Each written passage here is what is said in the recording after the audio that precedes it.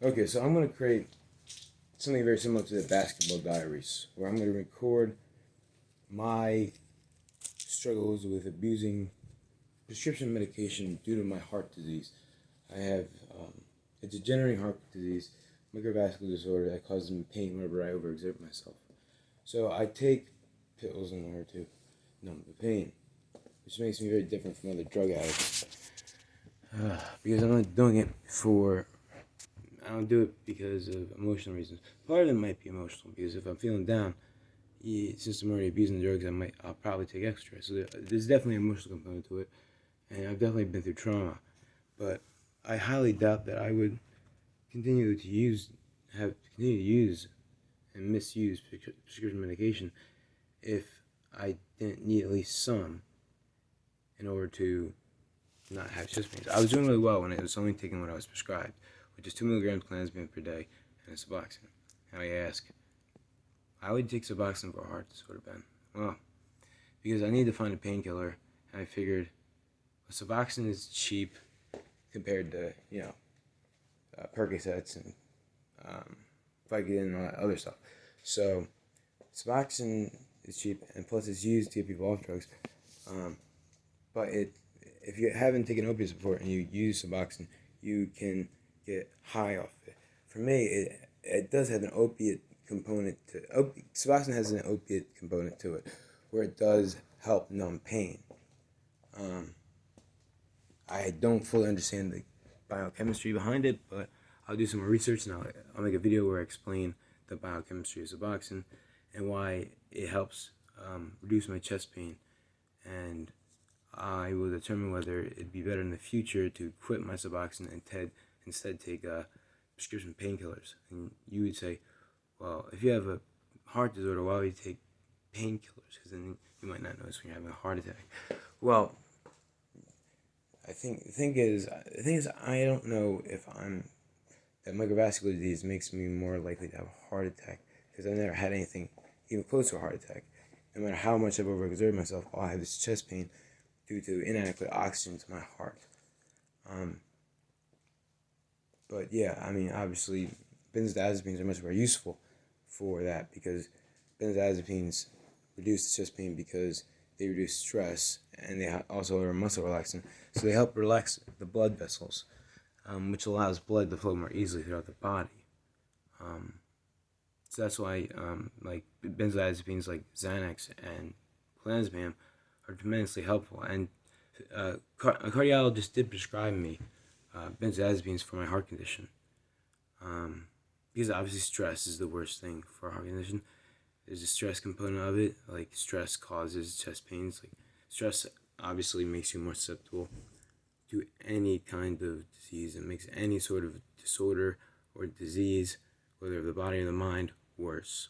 If you have cancer and you get stressed, you're less likely to live.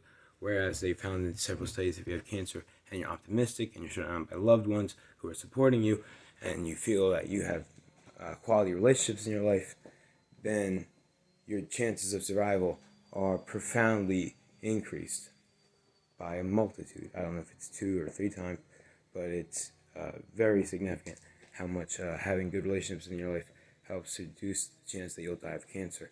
Because your psychology, it's called psychoneuroimmunology. Well, that's not exactly the right name for it because that refers to the way your psychology affects your immune system. Well, supposedly with cancer that is the case. But yeah, if you are stressed out, your immune system doesn't function as well. And in fact, if you're stressed out, your heart doesn't function as well either. That's why you have decreased heart rate variability. And you can measure stress by heart rate variability, which I'll have to explain in another video. It's not your heart rate. Heart rate is how many times per minute your heart beats. Heart rate variability is how much variability there is in between heartbeats. Instead of when you're really stressed out, it's the same amount of time between each heartbeat, like da, da, da, da, da, da, like no variability.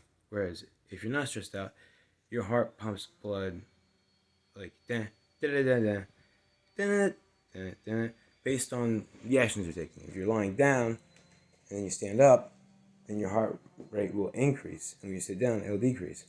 But when you're really stressed out, no matter what you do, you could go from sitting down to sprinting. Um, well, there's still heart rate there'll still be variability in your heart rate, but it'll be less so because you're constantly at the same. You're primarily the variability will maintain the same. But I guess I don't understand it very well myself, and I don't understand it well enough to explain it. I don't understand it in depth. So that's another thing I'll have to study in order to discuss it and make this sequel to the Basketball Diaries interesting. And yes, I know that is copyright infringement, and I might get sued by whoever owns the Basketball Diaries for calling it the Basketball Diaries series sequel. But that's fine because then it's free press. Like if someone gets sued, if I get sued, then that'll be in the media that someone that got a drug addict got sued for calling his blog about his drug recovery the Basketball Diaries sequel, which will it'll be an interesting story because like he'll talk about the Basketball Diaries and what it was about. Then I'll talk about my blog and how it was about my struggles with addiction and yada yada yada, and that will get more people to check out my blog. And I don't care about making money off the blog. I'm not going to put ads on it. So if they sue me, it's like, well, I'm not gonna have. I'll probably have a career and stuff, but like you can't get blood from a stone. They can only take so much. They can't take my house. They can't take my car. They might take whatever savings I have at the moment, but other than that, you know, that's all they can take. But it'll be worth it for more people to see the blog and learn from it about addiction and about familial issues and how poor parenting and how our education system, how different elements of society help contribute to drug addiction. And I don't want to say it causes drug addiction because you have to take responsibility for being addicted to drugs. You choose to do so. But at the same time, you are the result of your environment around you and the experiences that you've had and your biology. You are a result of these factors, of your genetics and of your environment. And your environment includes,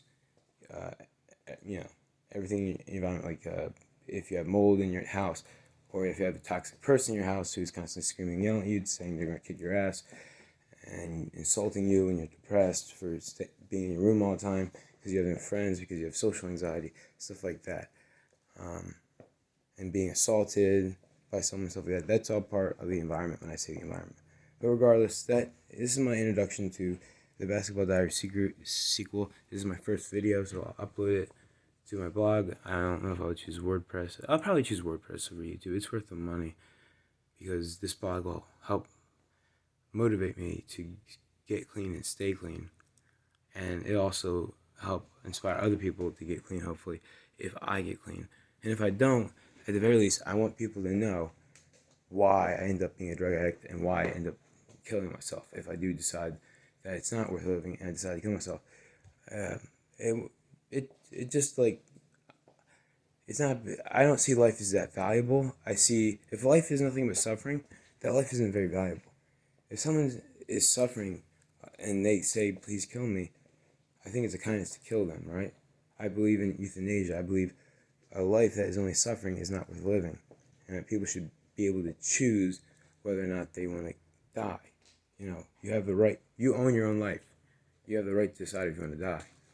And I won't be that upset if I kill myself. It's like, there were good parts of my life, there were bad parts of my life, but overall it was an experience, and I believe there will be something after this life that will be a lot better. I do believe that.